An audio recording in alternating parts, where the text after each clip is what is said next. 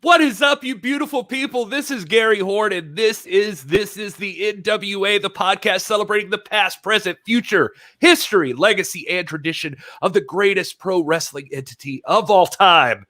Obviously, we're talking about the National Wrestling Alliance, and as always, I can't talk about them alone. I am joined by my life partners. This is Wil Martin over here. Good evening, everyone. What a great action-packed episode of Power we have to talk about. I'm just excited to get into it. Yeah, and Wil, we couldn't get into it in proper depth if we didn't have the expert analysis of the doctor, Rob Stinson. Hey, Doc, how are you?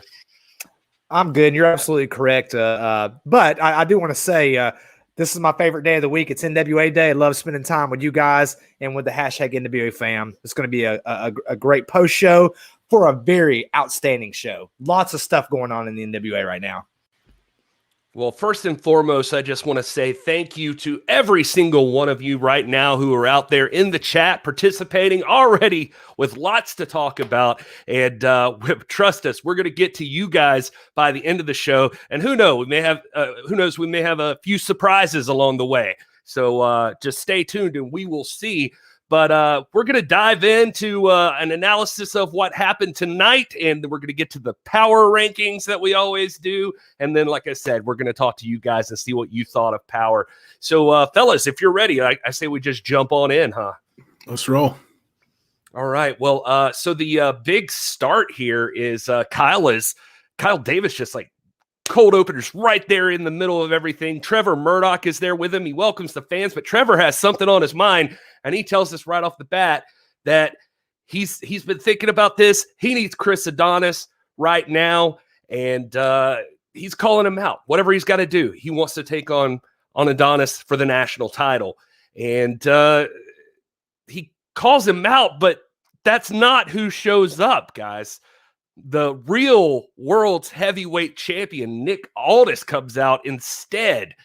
And he's got a bone to pick with Trevor. He says, did I hear you right that you're placing the blame on me for what's happening to you? I feel like I heard that in an interview. If I had $1 for every time somebody blamed me for their shortcomings, in my opinion, basically he says, I did you a favor. He said, essentially, and I can't wait to hear Rob's take on this. He says essentially that someone like Trevor is not really what we're looking for in a champion around here anyway, right?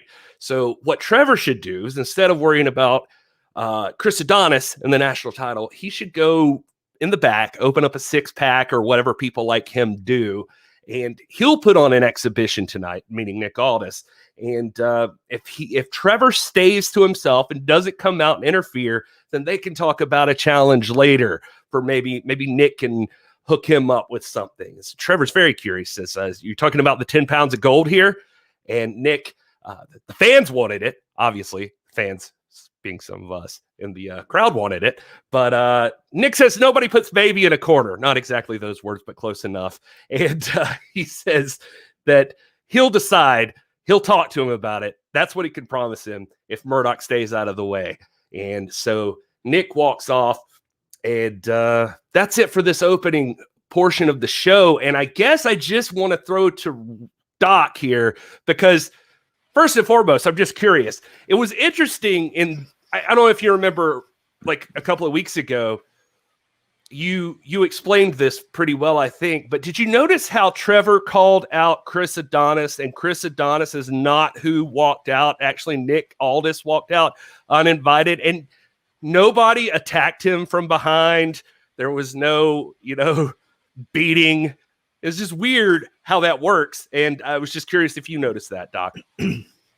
Well, of course I noticed it. And the champ comes out and he talks about how let me address that point first of all. Okay, this is the champ's show. Okay, it's not like this is Trevor Murdoch's show. As Nick Aldis so eloquently put it, he's the puppet master. You don't put baby in a corner. So it is presumptuous for someone to come out and intrude upon the champion's time. But because the champ is the champ, it is not presumptuous for him to come out. Why? Because he's the world's champion. And if you're not in this business for that championship, then why are you in it? And that brings me to my next point, and that is Trevor Murdoch. He is still fixated on Chris Adonis. This whole time, my whole criticism, and again, I like Trevor Murdoch. I respect him. But this whole time, my criticism has been, look, the national championship is great. It's fantastic. It's a prestigious, historic, tradition-laden championship. But it's not the end state. It's not the end goal. The end goal is the world's title. And week after week, you come out here, Chris Adonis, and right there in front of you is the pinnacle, Nick Aldis. So he came out to address that. And then, Aldis echoed several of the same points I've been making for the last 4 or 5 weeks here, that everybody wants to place the blame on Nick Aldis, forgetting the fact that exactly everything that Nick Aldis said was correct. He put his heart before his brains, his ego before common sense. You cannot put the loss of the national championship on the shoulders of Nick Aldis. You can't do it. Nick Aldis had nothing to do with that. It had everything to do with the fact that Trevor Murdoch let emotions get in the way of good sense, and now we are where we are. Luckily, the dealer is who he is, and he is the dealer, and he had a proposition for Trevor Murdoch. Will, do you feel the same way as the doc here about all of this? Oh, never. I never feel the same way as the doc. I say that, but I'm going to agree on a few points. I mean, Nick Aldis, the world's heavyweight champion, the real world's heavyweight champion, is a lot of things, but dumb is not one of them. And he is a very smart man, and everything he says, there's a ring of truth to it. I do believe, as much as I respect Trevor Murdoch, that there's some truth to what Nick said about why he didn't lose his title. I personally am not getting the vibe that he's totally blaming Nick Aldis. I think he's blaming Nick and Chris Adonis and Strictly Business for whatever a lot of us are perceiving has transpired behind the scenes to make sure that Trevor lost the title. But I think that Trevor Murdoch is a brawler. He's a guy, he's a fighter. This is professional wrestling. So of course you want to go after these guys. If you get attacked from behind, like he was attacked by Chris Adonis, of course you want to go after him. That is professional wrestling. This is a combat sport. This is about prestige and competition. So there's a balance there. And I think that Trevor Murdoch is over here, and I think Nick Aldis is over here. They're two completely opposed styles of fighters, two completely opposed style of competitor in professional wrestling. And so they're not going to see eye to eye on every philosophy. I think Trevor Murdoch did what in his mind was the right thing to do as a fighter. If somebody comes and attacks you from behind, you go after them. You go to try to get even. He came up short, and that's unfortunate, but he's not walking away with his tail between his legs. He's coming back. He's getting on the mic. He's calling out Chris Adonis. I don't think that is dumb. I think that is brave. That's competitive. That is the fighting spirit that you look for in a professional wrestler. However, Nick Aldis does come out, and you're right, Rob. It is his show. He is the champ. Anybody that holds the 10 pounds of gold, in my opinion, they got free reign to do whatever they want. They can walk out whenever they want. They're the champ. But the problem is Nick Aldis came out, took the attention away from what Trevor Murdoch was trying to do, which was to call out Chris Adonis man to man. He said, come out, face me like a man. Let's talk about this. So Chris Adonis is now skirting Trevor Murdoch, and he's sending in Nick Aldis to do his bidding for him. And that's where things get fishy. And so Nick Aldis comes out and begins to manipulate Trevor Murdoch. He knows he's competitive. Aldis is smart. He knows he's competitive. And so he starts to poke the bear. And what happens when you poke a bear? The bear goes nuts. And that's exactly what happened tonight. Well put, Will. I couldn't have said it better myself. And we're going to see more out of these guys, and we'll get to dive deeper into this conversation, I'm sure. So we'll move on for now.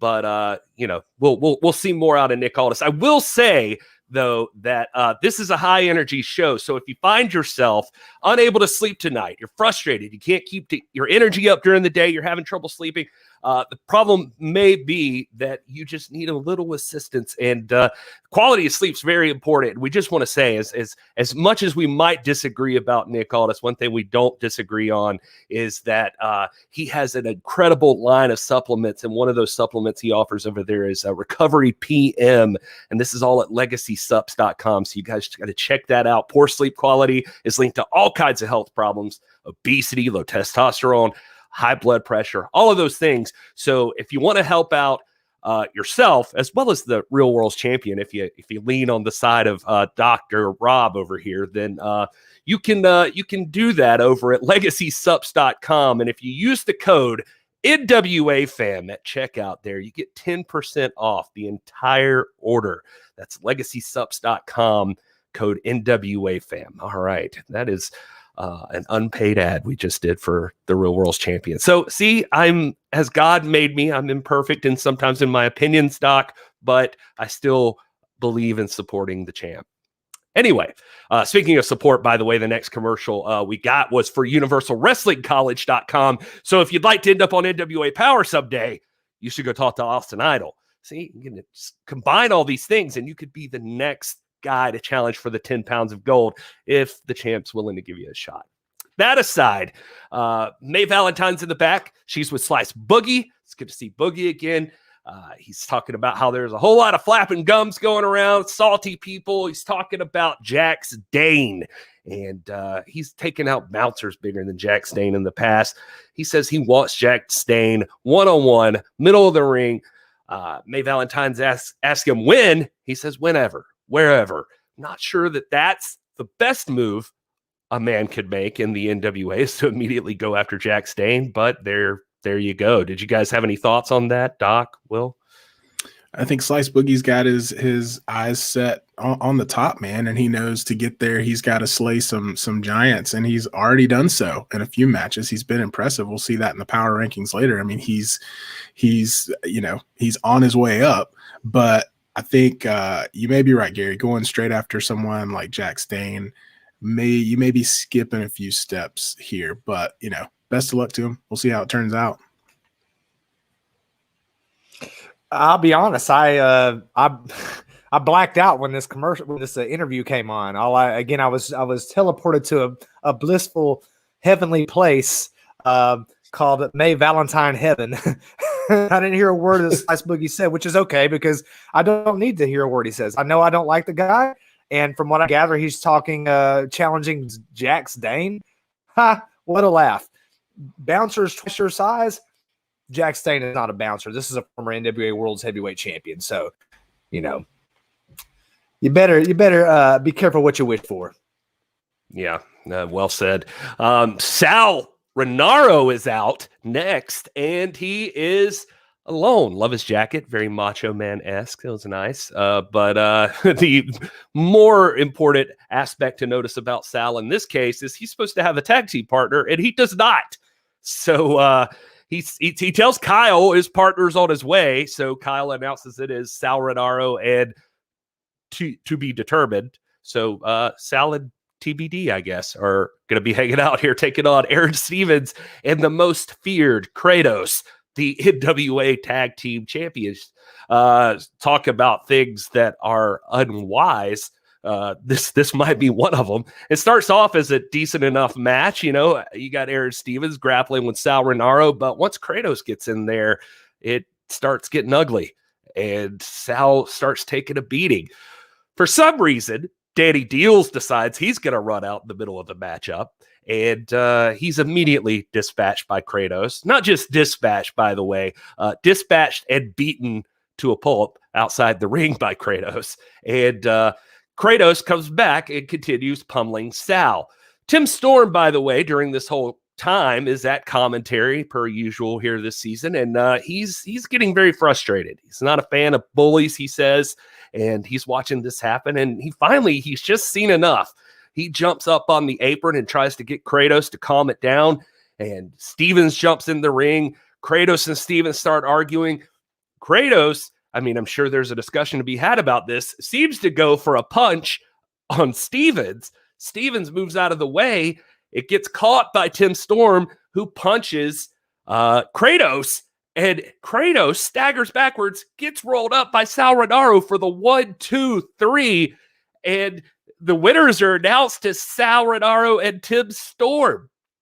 So they've got a victory over the NWA Tag Team Champions in this non-title matchup. Pretty impressive. And who knows what this spells? A lot of miscommunication here between the champs. Tim Storm's involved now, and just I don't know. There's a lot to go on here. Tim celebrating with Sal in the ring as Aron and Kratos argue and head to the back. But Wil, what were your thoughts in all of this? I mean, there's a lot to unpack that happened here. Yeah, a lot of things. The first thing that has to be addressed is whether or not the World Tag Champs are on the same page. It's obvious that they're not. Nobody's debating that. But this match just goes to show you that if they can't get on the same page, that gold around their waist is in serious jeopardy, because they just lost a match to Sal Rinauro and Tim Storm with the assist, but very minimal Tim Storm, even though that was the crushing blow. I mean, it's Tim Storm and he's angry, of course. I mean, that's going to knock any guy out. But they've got to get on the same page, because they couldn't even work together in a match to just quickly dispose of my pal Sal. No disrespect to him, but they got to get on the same page. That's what's got to happen, or those belts are in jeopardy. The second thing is, I just want to know, and I wish there was a way that we could find out, but was Tim Storm the partner the whole time? Because it doesn't seem that way. He had a job to do. Who was supposed to come out? Was Sal ghosted? You know, like the three of us no doubt were when we were back in our dating days, sitting at a restaurant telling the waiter, she's coming. She's going to, she'll be here any minute. And then we have to get a to-go box. You know, what was the plan? Who was his partner supposed to be? Surely not Danny Deals. Don't tell me that he really went into the back and got Danny Deals and said, hey, come on, we can take on the tag champs. So those are some questions I'd love to have answered. Doc, one thing that was really weird is that after his pummeling at the hands of Kratos, nobody seemed concerned with where Danny Deals was. I did notice that. And also, Joe Galley, very quick to mention that Sal's been around since season 1 of NWA Powerrr and has never won a match. How about it? His first win is in a tag team match against the champions. Sal has been around for so long that actually surprised. Now I started thinking back. I was like, you know what? You're right. I went back in my notebooks and I was like, he's never won a match. His first victory came as a tag team victory against Kratos. But here's my frustration, guys. Not so fast, Wil. Y'all all the time coming on here talking about justice and this and that and who did what, and Tim Storm was speared by Kamille and whatever. Y'all all the time bringing that junk up. And then now we want to just ascribe dissension to Aron Stevens and Kratos. Like, we're jumping to all kinds of conclusions. Yeah, there was a little heat there. They're competitors at the highest level. They push each other. But look, let's be honest here. Sal Rinauro essentially cheated. He cheated. They were expecting a tag team match. He came out by himself. No partner. They have no clue who's coming out. So obviously their nerves are shot. They're on high alert, looking around every corner. Then who comes? Who comes up there at the decisive moment? A man who was not even in his ring attire comes up to the ring apron. Tim Storm, Mr. I Was Speared himself. And you're going to sit there and just like, excuse that? Do you ever get tired of like shaving both your faces every morning, Rob? Like you're like back and forth here. I just don't. Listen, I had it in my notes to mention that we were going to have to talk to our homie Jared Fritz, the referee in this matchup, about how he missed the punch. I was going to bring it up, but it is what it is now. Sal has a win, and here we are. I can only just hope and guess that Rob was still blacked out in his May Valentine, because if you can honestly sit here and look me in the eye on your screen and tell me that you don't sense any dissension between the World Tag Champs, I've got to question whether or not you even watched this match, whether or not you've watched the last few episodes of Powerrr, or what planet you are on right now, because there is some clear dissension. We've got punches thrown. We've got attacks thwarted internally in the same team, and they got to get on the same page one way or the other. Somebody's going to have to give here. There is a difference, Wil. There is a difference between tension and dissension, okay? There's a big difference. There's tension in the sport, bro. When you're at the highest level, there's tension. There's tension amongst the members of Strictly Business. But dissension, I'm not ready to go that far yet. I mean, we got a match where who knows where this match who knows what was going on or what was going to happen. And there was obviously some communication issues. But right now, to me, Aron Stevens and Kratos look fantastic. I think they still got the gold around their waist. This was a non-title match, so they didn't necessarily have to be on the same page. The stakes weren't as high. So it was low stakes testing, as it were, as we say in the education industry. And so we might be jumping to conclusions here. The jury's out. The jury's out, Will. Okay. We're gonna move on to the next segment while I try to filter through all of that. I'm not really fluent in wrong, so we'll just move it along while I try to piece together what the doc's talking about. One thing we can all agree on is that one man who is on fire right now, who is killing it every single time he steps out to the podium or in the ring, is the Pope. The Pope is he's killing it right now as the TV champion, working his way up to try to get that lucky 7 for a World's Heavyweight Championship. But there is one man that seems really interested in everything that the Pope does, and that is Tyrus. We come back to Kyle Davis at the podium with Pope, Tyrus, and his manager, Austin Idol. And Pope wants to go ahead and speak. He talks about he doesn't want to disrespect Tyrus. He respects any man and woman who has stepped in and labored in this business. But everywhere he goes, Tyrus is his shadow. Tyrus is following him around. Tyrus is involved. What's the deal with him? Tyrus makes a point to say, you may be a little mistaken. I don't follow. I'm a trailblazer. But Pope was one of the first people to welcome Tyrus into the business. He's been bothered because that whole time he always had thought of Pope as the man, and Pope never actually was. He surrounded himself with other people, and he might look good, well-dressed, all of that, but he could never get the job done. So Tyrus moved on and took a break from wrestling and started succeeding in everything he had tried to accomplish. Big house, hot wife. But while he did all that, Pope actually became the man. He's carrying around the TV title. It's kind of inspirational. And he calls Pope his brother. Says he's his brother's keeper. But right now, Pope is in his way, and he's going to need that title. And Pope says to him, I don't care what you want. Men come out here every single day and bust their butts for an opportunity at this title. And just because you think you're from some round-the-way news station, you can just walk in here and cut to the front of the line. That's not what's going to happen. And Tyrus calls him afraid. Pope says he's not afraid. Pope says, I've never been the white hat. I've never been claiming to be a good guy. But when it comes to this title, things are going to be done the right way. So you need to go prove yourself if you want a shot at the TV title. So we'll stop right there for real quick. Just want to get your thoughts. Doc, I mean, I know you've been behind Pope the whole way. How are you feeling about this interaction between Tyrus and the Pope? I appreciated the mutual respect between the two. Obviously, there's respect between the two. There's competition. Again, why do you get into the business? You get into the business to go after the gold. Everything you guys have to agree on this point. Everything that Tyrus said, everything he said was appropriate and in good form and order. And then Pope's response also was decent, appropriate, and good order as a sitting champion.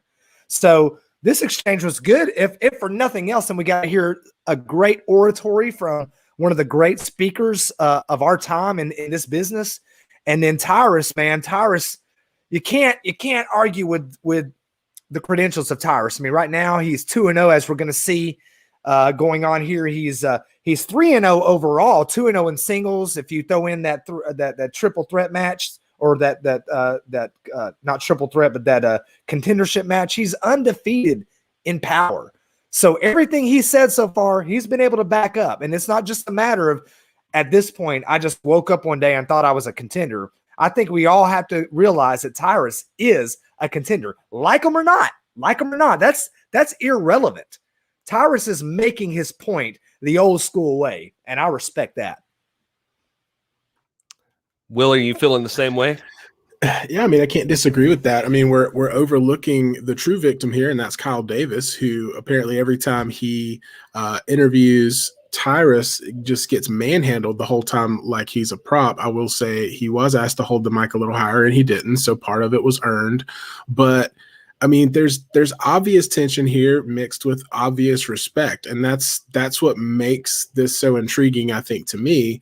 You know, no, as we're going to get into how this plays out, you can't fault Tyrus for where he's coming from. I mean, I think everything he said was respectable. I think, you know, he was truthful to Pope about what he sees in him. I think it's the same thing we all see in him. I mean, he holds the World Television Championship. He obviously is the man right now, and he doesn't have to prove anything to anyone or just grant anyone a match if they don't earn it. So he did the right thing, told Tyrus, hey, I get it. I respect you too, but you got to earn this like everybody else. This isn't just a prop. So yeah, I feel similar. Yeah, I mean, it's hard to argue with anything that was said here. I mean, Tyrus is definitely a beast of a competitor, and he's working his way into that position to challenge Pope for the TV championship. And in fact, this was a perfect example of it, as Tyrus and Austin Idol appear to be walking off, and Matt Cross is going to be taking on Marche Rocket. All of a sudden, Tyrus enters himself into the matchup, and now we've got a three-way competition. M-Dog looks great in this matchup. I mean, him and Marche both look great in this matchup, and it looks like it's almost over at one point as M-Dog, they get Tyrus out of the ring, and M-Dog hits a beautiful shooting star press on Marche, and it looks like the match is over, but Tyrus out of nowhere drops the elbow, it eliminates Matt Cross, and gets the pin on Marche. 1, 2, 3, steals a victory there, you could say.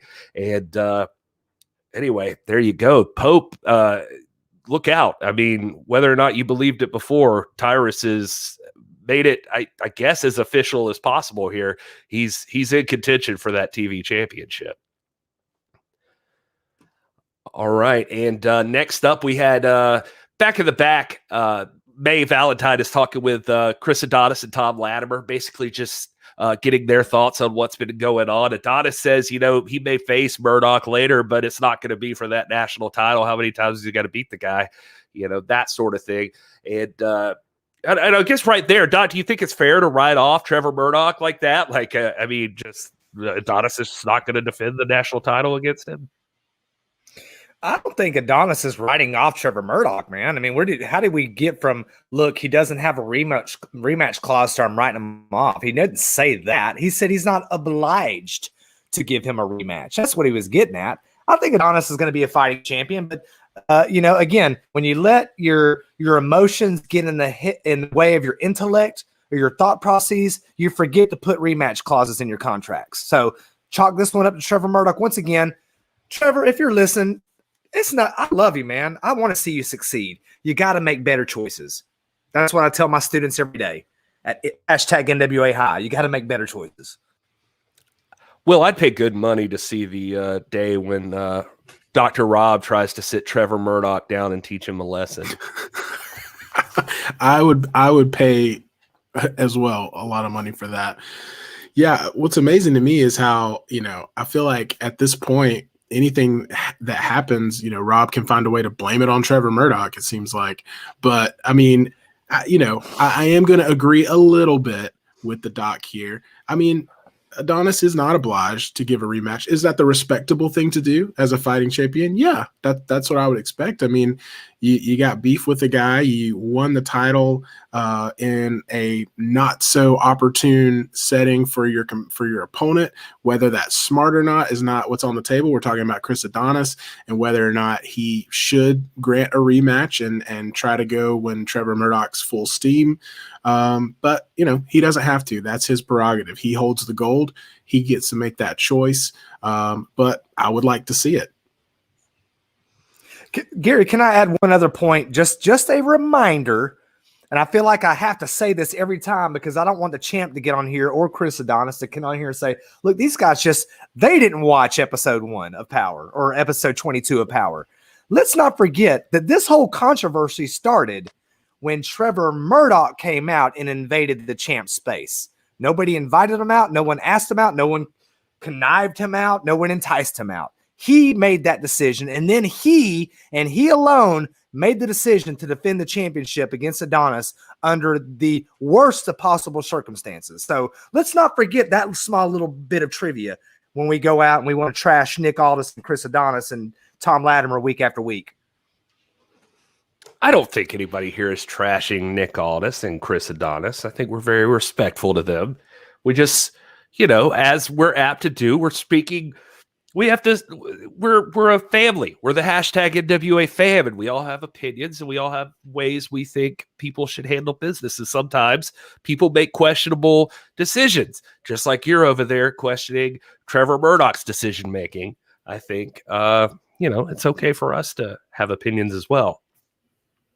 One thing that I think we can all get behind as an opinion while we still got Dr. Rob is a main event on any show, I don't care who you are, would be Kamille versus Jennacide. And we got it right here, right now. And these two ladies, they went at it. And it was great to see these two in the ring. I saw a lot of love for Jennacide. So very new to the business. And even though she did end up taking the loss here to Kamille, it took 2 spears to put her down. And so that already shows you that I believe, as Tim Storm pointed out in the commentary, she can hang with the number 1 contender. That is no small feat. So you're in there with Kamille. It takes everything Camille's got to put you down. A lot of people love seeing Jennacide here. Melina, of course, comes out to check on Jenna, and she unfortunately is speared for her trouble, which leads to Thunder Rosa coming out, and she and Kamille arguing back and forth. I feel another head-on collision coming between those two. Just there's no way this is over between Thunder Rosa and Kamille. But anyway, Will, your thoughts on this whole match and the aftermath? Yeah, first of all, credit where it's due to Jennacide. She stood toe-to-toe with Kamille, who is the number 1 contender for the Burke, the Women's World Championship. And that, as you said, is no small feat. And she did so with a lot of strength and a lot of power and courage. And so props to her for that. I do not think this is the last time that we're going to see her on a warpath with someone like Kamille. Jennacide is destined for that kind of position in any wrestling company, but definitely in the NWA. I think you're right. This beef, this feud between Kamille and Thunder Rosa is far from over. We have not seen the last of it. In fact, it seems like every time we see one of them, the other one appears. And so I think they're both living rent-free in each other's head right now. And we're going to have to resolve this somehow. I don't know if that's a match. I don't know if that's just going to be a brawl at some point. But now Melina's involved in this. She's taking a spear, and this thing's just getting chaotic. And so I think some kind of resolution, some kind of reckoning has to happen. And it really starts from the top down with Kamille and Thunder Rosa. So, we'll see what happens. All right. Well, go ahead, Rob. I'm sorry. I see you got something to say. No. I was going to agree with everything he said. I think the women's division is really shaping up nicely. Jennacide is going to be a force. When I start thinking of all the potentialities, I can't think of a scenario where Thunder Rosa, Kamille, Melina, and Jennacide are not somewhere as an important part of that mix. So, everything that Will said, he's right, because I said he's right. Oh, okay. There you go. So anyway, we're going to jump into the very last thing on the show. I just want to remind everybody, stick around. We've got a special guest jumping on here with us, and I think you'll all be excited to see who we've got. And we're going to throw to you guys, and you guys are going to be able to interact with all of us as we talk. And thanks so much for everybody hanging out. We are at TIPW show on everything. So if you haven't checked out our other podcast, we do a pro wrestling history show, and I think you'll dig it. But anyway, let's jump in here to the end. Nick Aldis is supposed to have a match with Jordan Clearwater, who's also a rookie in his own right, and he's going to have an exhibition here. But right in the middle of it, all of a sudden, Trevor Murdoch comes through the curtain, and he's getting thrown in there, and he's battling with Chris Adonis and Tom Latimer, and so now all of a sudden there's a huge fight at ringside. Jordan Clearwater sees his exit, I guess, or he knows what's best at this point, and he ducks out, and Trevor Murdoch gets thrown in the ring, and Nick Aldis watches as the beatdown continues. I'm sure Doc has some positive spin for this, so I will let him take it from there. Look, man, this made me sad, man, because it really confounded me when I saw this. Like, I thought that we had an understanding. I thought that the dealer had set Trevor Murdoch up for success. You stay out of my business, and you might find yourself in a championship match for the world's title, for everything. If I'm Trevor Murdoch, the way I interpret that is, hey, you need to go ahead and go on to the house, get your six-pack, whatever you do, but leave. What does Trevor Murdoch do? He lingers around. And next thing you know, he finds himself in a tussle with Chris Adonis, and therefore invalidates the very gracious deal that Nick Aldis had offered. And obviously, Nick Aldis stands there in frustration, disbelief even, wondering how in the world can you really let your emotions get this much in front of your brains? Can I be really seeing this? That's where I'm at. And I'm sad because I want to see Trevor Murdoch get that shot. I do. I want to see that happen. But I'm just not sure that he's mentally in the right state for it to happen. How can you disagree with that? That is a fair assessment. Will, do you agree with that? Should I disagree first, or do you want to disagree first? No, I don't. Look, I don't disagree. Doc. You are, albeit a little too extreme, you are thinking correctly, and it makes me sad too. But here's the thing. Nick Aldis did not promise Trevor Murdoch a title match. He alluded to it, and then he said, nobody puts me in a corner. And so he backpedaled a little bit. So to just assume that Aldis was going to give him a title shot just if he didn't show up during this match, that's a little presumptuous. The dealer, he calls the shots, and who's to say he would have actually given him a title shot? Trevor Murdoch's got a score to settle. He wanted to do it when he wants to do it, on his terms and in his timing. And again, you can't fault a competitor for that. Yes, it's sad. Yes, I would have loved to see, in a perfect world, Trevor Murdoch goes and, enjoys the match from his home or backstage, and just, then next week we hear, okay, you get a title shot. Good job. And then we see a main event of Trevor Murdoch versus Nick Aldis for the 10 pounds of gold. But I don't know that even would have happened. And I think Trevor Murdoch is tired of being called names. I think he's tired of being told that he is a certain way or that he's not championship material. And at this point, he's just seeing red, and he's got a score to settle. I can't fault him for that. We've all been there. But in this situation, number one, I was pretty amped to see a Nick Aldis versus Jordan Clearwater. Jordan Clearwater is a young up-and-comer, super promising future in the NWA. The idea of those two being in the ring again, we saw them on NWA Shockwave, had a great exhibition match on there, so I would love to see that again, but that did not come to pass, and instead we get this big brawl, and you're right, it's unfortunate. I'll agree with you on that front. It's sad. Well, one thing is for certain, there's going to be a lot to pick up on next week on NWA Powerrr, but I don't want to waste any more time, guys, because we got a special guest. We got a whole chat room full of people wanting to talk, share their opinions, and we want you guys to be able to ask questions and share opinions with a special guest from this week. Ladies and gentlemen, we have the man who just earned his first victory on NWA Powerrr right here, Mr. Sal Renaro. Sal, what's up? Against the tag team champions, no less.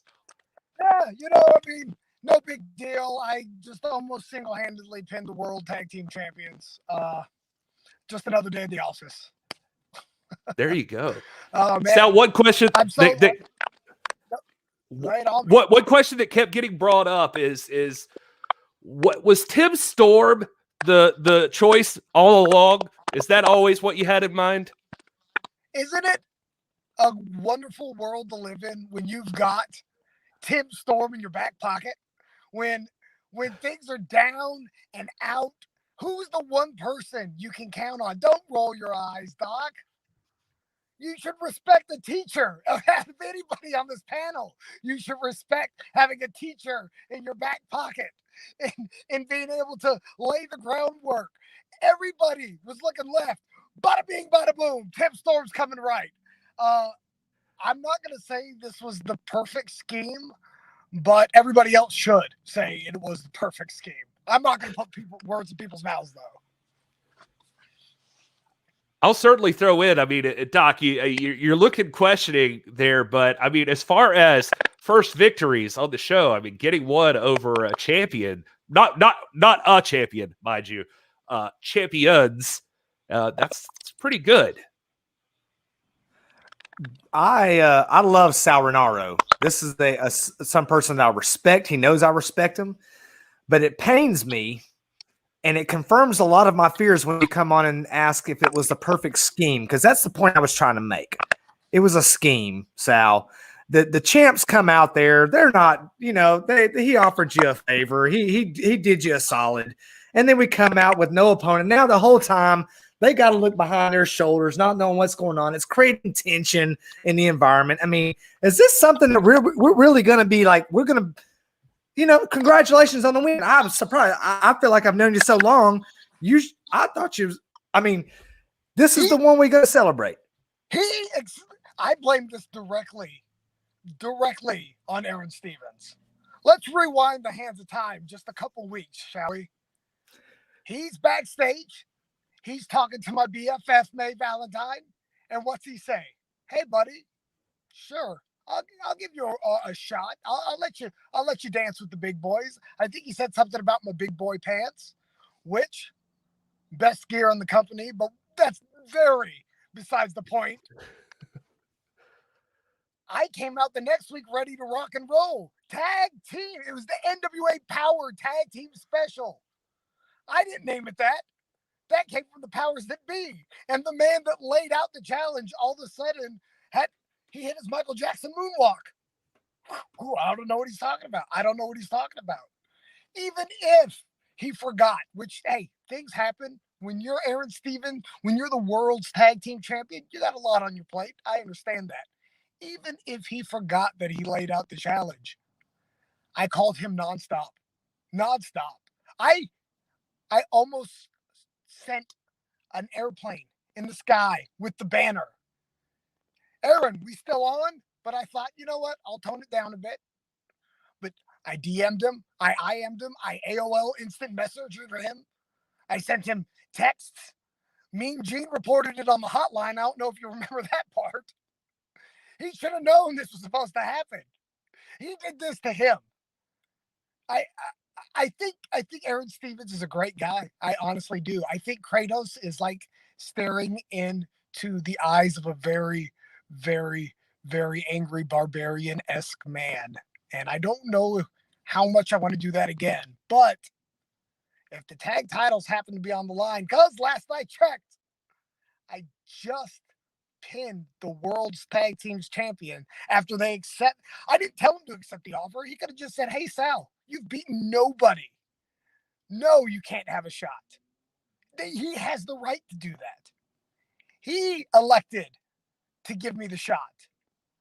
As a unit, they elected to take the match. And as a unit, they lost to the mega pals of Sal Rinauro and Tim Storm. I'm gonna throw to Wil here to see your thoughts if you have anything for Sal. But as I do, John Gaunt in the chat quoting, he says Sal is displaying Aldis level brains.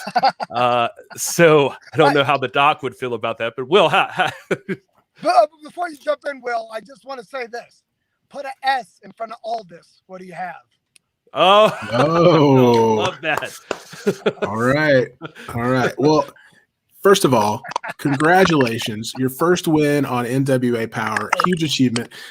Beating the tag team champs, no less. Pinning JR Kratos, the beast, no less. Let's not skim over that fact. It's not like you squeezed one out. You pinned the monster in the ring. That is huge. I'm a huge tag team wrestling fan, and I just want to say on behalf of tag team wrestling lovers everywhere, welcome to the elite tag team wrestling division. Sal Rinauro, Tim Storm, the sky's the limit for you guys. I can't wait to see what happens. And I'm glad. I mean, this is the first time we've seen Tim Storm come to blows in this season of Powerrr, and that is a huge treat for all of us as well. We love Tim Storm. So, Sal, if you can talk about it, what's the future hold for you and Tim? Have you talked to him? Have you guys? I mean, have y'all talked about what happened? Is there a future there? What's going on? I would like to think that the sky's the limit for us. He might not agree with that. Yeah, Tim's pretty set in his ways, and I've tried to convince him into a side ponytail, and for some reason Tim Storm's not on side ponytail train yet. But just give it time. I'm really good at wearing people down. I believe it. But Tim's still got that fire in his belly, and I definitely see on a personal level, there's that gigantic level of respect I have for Tim. Tim's been at the top of the mountain.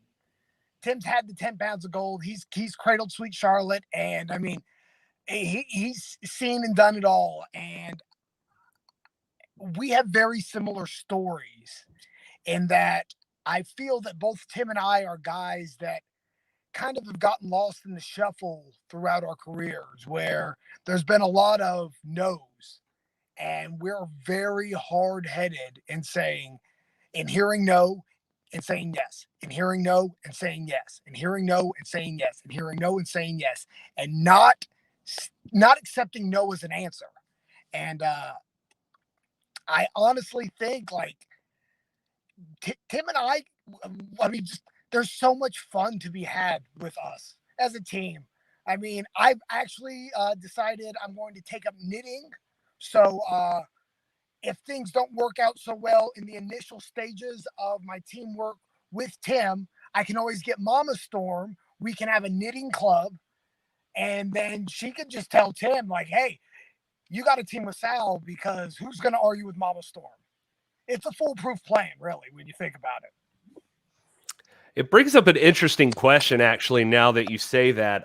By the way, Joe Lobbin in the chat, and a bunch of people just saying congratulations. They hope they see you guys in the Crockett Cup someday. Yes. All of those things. Did you know about Danny Deals? Was that all planned ahead of time? No idea what's happening there.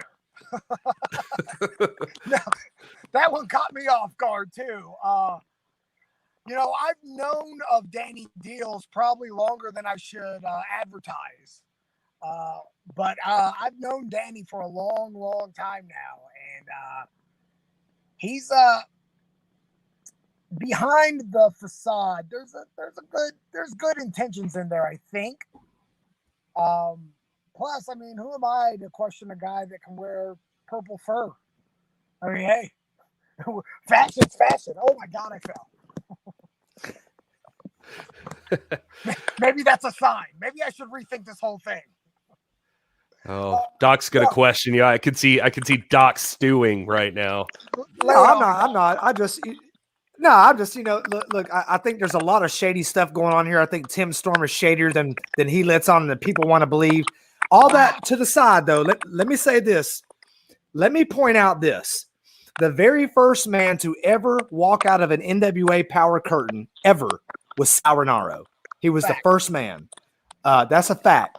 And so, from the bottom of my heart, man, I'm not going to say I'm 100% comfortable with your philosophy right now, Sal, but you have my deepest congratulations on this big win. I love seeing it, regardless of how you went through it, and congratulations to you, man. That was big time. I appreciate that. I know that took a lot for you to choke through, and I mean, but it's a message for everybody out there. I mean, legitimately, this is season 3 of Powerrr. Season 3. This is win 1 for me. I've seen so much talent come and go, and I've eaten a lot of hands in ways of those talents. And I think it's a testament to everybody that, just give it your all. Don't stop. Keep pushing. Keep trying. Keep grinding. Your breaks will come. During the pandemic, I kind of, we all lost the year. We lost the year of our life. Keep in mind, I broke my arm right before the pandemic. So I had a 2-month lead on everybody. And in that time, I really had a chance to self-evaluate. And I realized, A, I'm not getting younger. And B, these breaks aren't going to make themselves. I got to. And we lost him.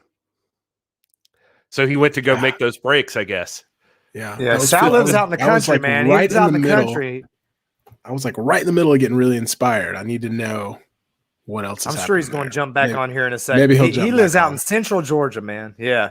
He's out there. Well, he was working out. He told me he was working out. He did message me and said that he was working out, but he wanted to be here for the hashtag NWA fam. He wanted to talk to everybody. So he would make it happen no matter what. So you can see that he is in there like he's in his car right now, trying to communicate with us. There he is. Hey Sal, you were getting everybody fired up, man. Yeah, I got so fired up the gym Wi-Fi couldn't handle it.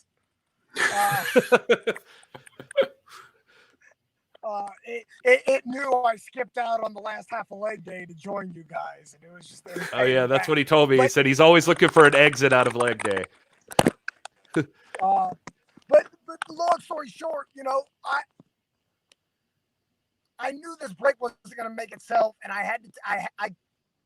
Aron Stevens and Kratos just happened to be the wrong place at the wrong time. I had to take advantage of the situations that I can get at this point because nobody's going to give them to me. So I took it, I made it, and now I've pinned the world's tag team champion. Never be undone. Can't ever be undone. Giorgio in the chat wants to know, what's your biggest motivation, Sal? My kids. Plain and simple. Kids. I went through a term from about 2010 to 2013 where I wasn't sure if I wanted to wrestle anymore. I was kind of just, I'd been grinding really hard for a long, long time with that. I mean, keep in mind, I started training in 1996 when I was 14. I had my first match in 1996 years old. So in 2010, I kind of hit that burnout, and I wasn't sure. And it's my eldest isn't a big fan of wrestling because it took me away from home.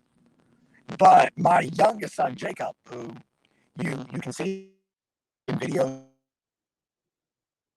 Oh, we lost him again. He's got a terrible connection there.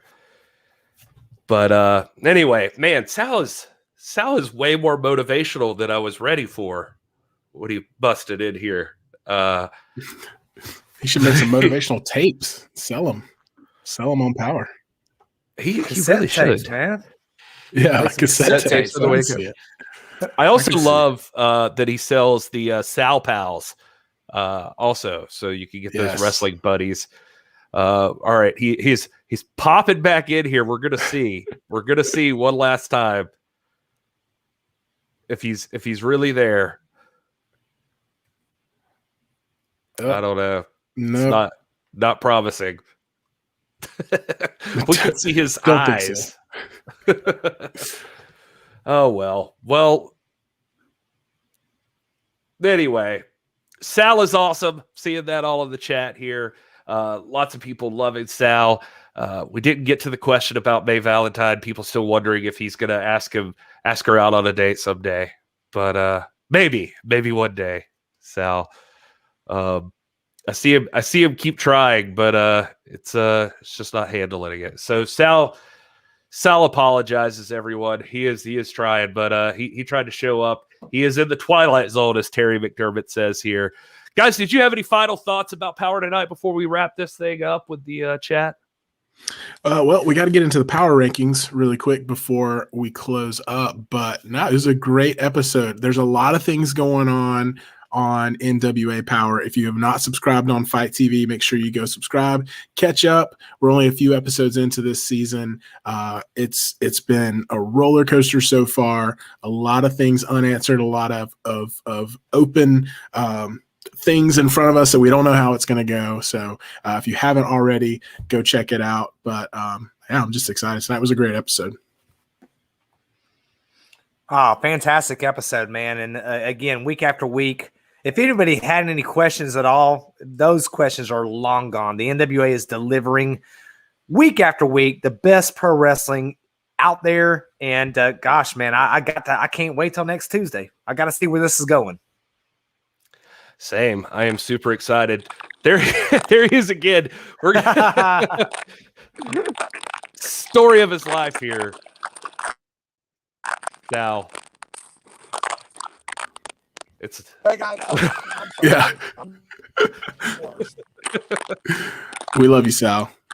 Oh man, we love you, Sal. We really do. Thank you so much. People are grateful in the chat that you showed up and had. We'll get Sal back on here one day when he's at home with his old Wi-Fi. But thank you so much, man. We'll send out our professional "This Is Pro Wrestling" film crew to your house, and we'll do it that way. Yeah. All right. Thanks so much, Sal. You take care, brother. That's your best bet. All right. Well, thank you guys most of all, though. Everybody in the chat.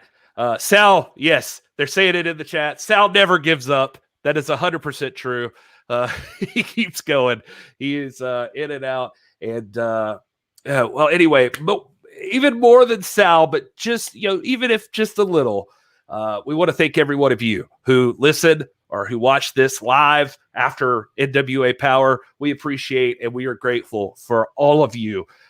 The NWA has given us a great platform here to talk with all of you and create a great community. I love seeing the chat room, and this is like a sincerely positive experience. Everybody is trying to keep it together and just like create like a good atmosphere to enjoy pro wrestling like we've always loved. And so I just love seeing that, with the way the internet is now, you never know what you're going to get, but I'm happy to see that the NWA fam, #NWA fam, keeps it real, keeps it positive, and we're all enjoying NWA Powerrr. Again, if you are not familiar with us, you can see all of our social media handles right down there in the bottom corners of your screen. And we are always available to you at TIPW Show. We have our old podcast called This Is Pro Wrestling, and we hope you check it out. We're running through a history of pro wrestling right now, and we're going to do deep dives on other wrestlers, all sorts of stuff. And we do reviews of shows like Thunder Rosa's Mission Pro, regular pay-per-view discussion. On Sunday nights, we have a live family get-together, just hanging out, chatting about whatever. Last week was trivia. We just went through and talked for forever about all kinds of wrestling trivia. So if that sounds like something you guys would like, you got to definitely join us for that. Right, time's winding down here, Rob, but I'm seeing it in the chat. They want the rankings. Can you give them the rankings right now for NWA Powerrr? I almost forgot about it because we got Sal on the show, but the people demand it. So we need the NWA Powerrr rankings. We got a little bit of movement this week. Not a lot, but we got a little bit of movement. So we'll put up let's put up the tag team rankings there. This is where our biggest movement's at. We got Stevens and Kratos, obviously the champions. It's it's kind of strange that we're seeing them at 0-1. But remember, we take these rankings beginning with the Back for the Attack pay-per-view. So anything prior to that on UWM Primetime Live or anything prior to that, especially when we get to like Nick Aldis and whatnot, you're not going to see those rankings appear. Maybe at a later date we'll include those, but Stevens and Kratos, even though they're champs, they're sitting at 0-1.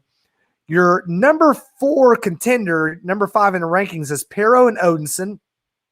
They're 0-1, but they got in on the strength of that match. They had a solid match against Adonis and Latimer, and they impressed us enough to crack that top 5. Number 4, for the first time in the rankings, Sal and Tim Storm. This may be a little bit presumptuous, but hey, I guess the ring announcer said at the end, the winner of the match, Sal Rinauro and Tim Storm. So we're putting them in, what do they call the Mega Pals?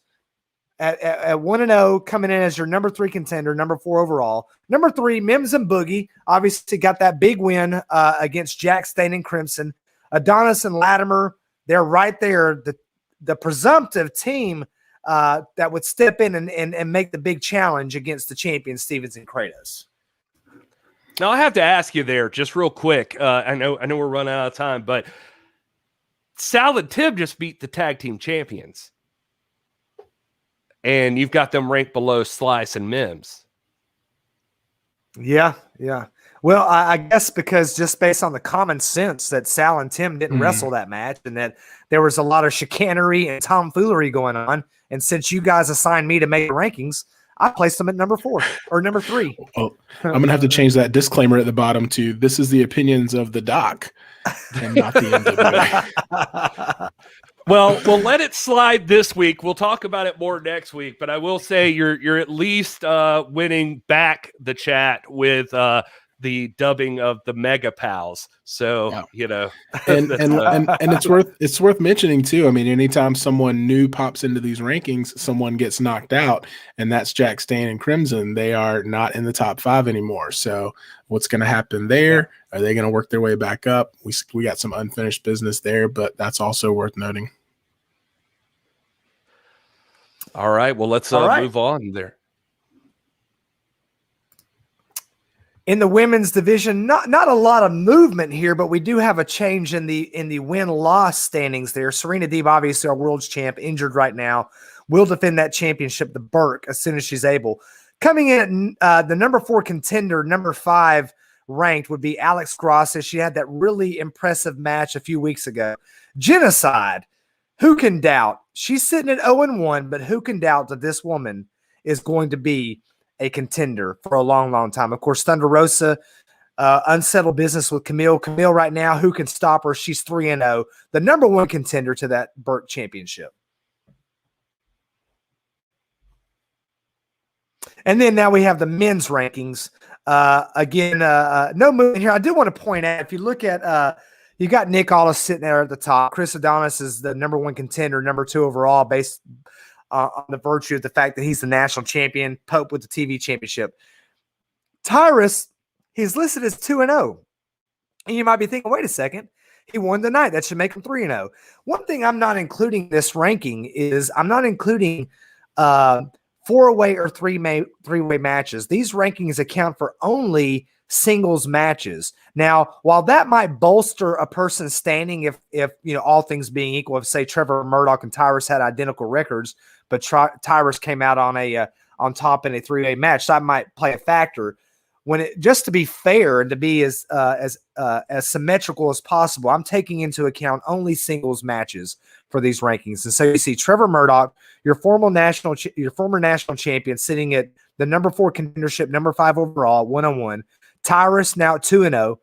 Pope, the TV champion. Adonis, the national champion. And of course, your real world's champion, Nick Aldis. There can be only one.